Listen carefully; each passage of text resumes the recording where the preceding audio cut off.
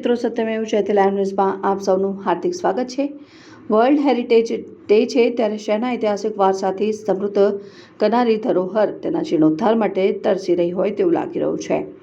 શહેરની ઐતિહાસિક ઇમારત એવી ન્યાય મંદિર તેના રિનોવેશન માટે જાણે રાહ જોઈને ઊભી હોય તેવી સ્થિતિનું નિર્માણ નપાવટ તંત્રને કારણે થયું છે અને વડોદરા શહેર એ ઐતિહાસિક ધરોહર ધરાવતું રાજ્યનું એકમાત્ર શહેર છે। આ શહેરમાં સરકારી અને ખાનગી ઇમારતો સહિત તળાવ, વાવ, બગીચાઓ, પોલીસ ચોકીઓ, વિવિધ મંદિરો અને મકબરાઓ એ વડોદરા શહેરના ઐતિહાસિક વારસો જણાવનાર સ્થળો છે અને સ્થળોની જાળવણી રાખવામાં તંત્રની ઉદાસીનતા જોવા મળી રહી છે અને શહેરના કેટલાક એવા મહત્વના ઐતિહાસિક ધરોહર ધરાવતા સ્થળો જેવા કે ન્યાય મંદિર, લહેરીપુરા ગેટ, પાણી ગેટ, ચાંપાનેર દરવાજો, ગેંડી ગેટ દરવાજો, લાલકોટ મ્યુઝિક કોલેજની બાજુમાં આવેલી પીટીસી કોલેજ સહિત સયાજી જસ્ટિસ ટાવર, પ્રતાપનગરનો મકબરો, તાંબેકરનો વાડો જેવા વિવિધ સ્મારકોને વૈભવી વારસો હાલ રિનોવેશન ઝંકી રહ્યું છે અને શહેરની મધ્યમાં રાજવી પરિવારની મૂલ્યવાન એવી ઐતિહાસિક ઇમારત ન્યાય મંદિર આજે તંત્રના પાપે નાદુરસ્ત જોવા મળી રહી છે। આ ઇમારતની ખસ્તા હાલત જોઈને વડોદરાના અનેક નાગરિકોનું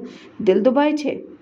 રસ્તેથી પસાર થતા હજારો વાહન ચાલકો ઈચ્છી રહ્યા છે કે પાલિકા સહિત વહીવટીતંત્ર આ ઇમારતનું રિનોવેશન ત્વરિત શરૂ કરે એમ ઈચ્છી રહ્યા છે।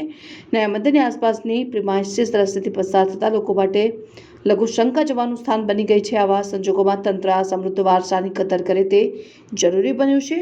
વિશ્વ હેરિટેજ દિવસ અને વડોદરાની વાત કરું તો વડોદરાને એક હેરિટેજ દરજ્જો અપનાવનાર અને હેરિટેજ ઇમારતો આપનાર સર સયાજીરાવ ગાયકવાડ ભલે આપણે વચ્ચે નથી રહ્યા, પરંતુ એમની ઐતિહાસિક ઇમારતો આપણી વચ્ચે છે। આજે જોઈએ કે આજે માંડવીના કેટલા દિવસથી તમે જોઈ શકો છો કે તેની પોતાની આગવી ઓળખ ખોઈ ચૂક્યું છે। ન્યાય મંદિરનો લહેરીપુરા દરવાજો 15 થી 20 વર્ષથી રિપેરિંગ ચાલે છે, હજુ પણ એના હાલ એવા ને એવા છે।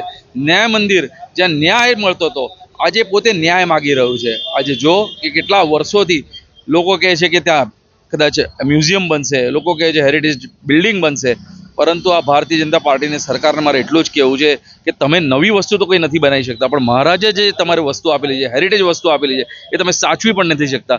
આજે તમે જુઓ તો ત્યાં કેટલાક લોકો મૂતરડી પણ કરે છે, કેટલાક લોકો રોગચાળો ગંદકી પણ કરે છે।